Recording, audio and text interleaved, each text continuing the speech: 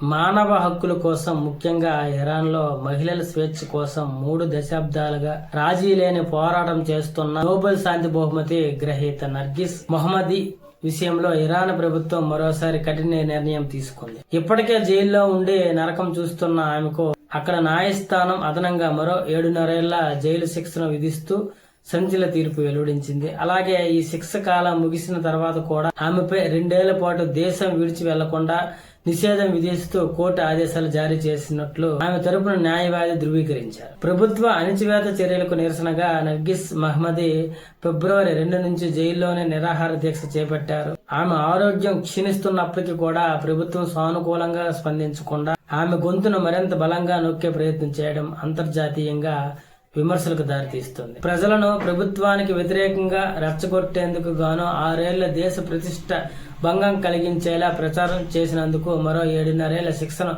ఖరారు చేశాయి. అయితే ఈ శిక్ష గురించి ఇరాన్ అధికార యంత్రాంగం నుంచి ఇప్పటి వరకు ఎటువంటి బహిరంగ ప్రకటన కూడా రాలేదు. మహిళా హక్కుల కోసం నర్గిస్ మహ్మదీ చేసిన అనేక ప్రయత్నాలు ఇరాన్ ప్రభుత్వం అనేక సార్లు అడ్డు తగిలింది. తన జీవిత కాలంలో ఆమె అనేక సార్లు అరెస్ట్ అయ్యారు, మరెన్నో సార్లు జైలు శిక్ష అనుభవించారు. చివరకు ప్రభుత్వ ఆదేశాలతో కొరడా దెబ్బలు కూడా తిన్నారు. అయినప్పటికీ ఆమె తన లక్ష్యం నుంచి వెనుగడుగు వేయలేదు. ఆమె చేస్తున్న ఈ నిరంతర పోరాటాన్ని గుర్తించి నోబెల్ కమిటీ 2023లో ఆమెకు ప్రతిష్టాత్మక నోబెల్ శాంతి బహుమతిని కూడా ప్రకటించింది. జైల్లో ఉంటూనే నోబెల్ గ్రహీతగా నిలిచిన అతి కొద్ది మందిలో నర్గిస్ ఒకరు. నర్గిస్ మహ్మదీకి విధించిన ఈ అదనపు శిక్ష పట్ల ఐక్యరాజ్య సమితితో పాటు పలు దేశాలు ఆందోళన వ్యక్తం చేస్తున్నాయి. ప్రాథమిక హక్కుల కోసం శాంతియుతంగా పోరాడుతున్న ఒక మేధావిని, వయసు పైబడిన మహిళను ఇలా నిరంతరం వేధించడం సరికాదని మానవ హక్కుల కార్యకర్తలు మండిపడుతున్నారు. అలాగే 30 ఏళ్లకు పైగా ఆమె సాగిస్తున్న ఈ ఉద్యమం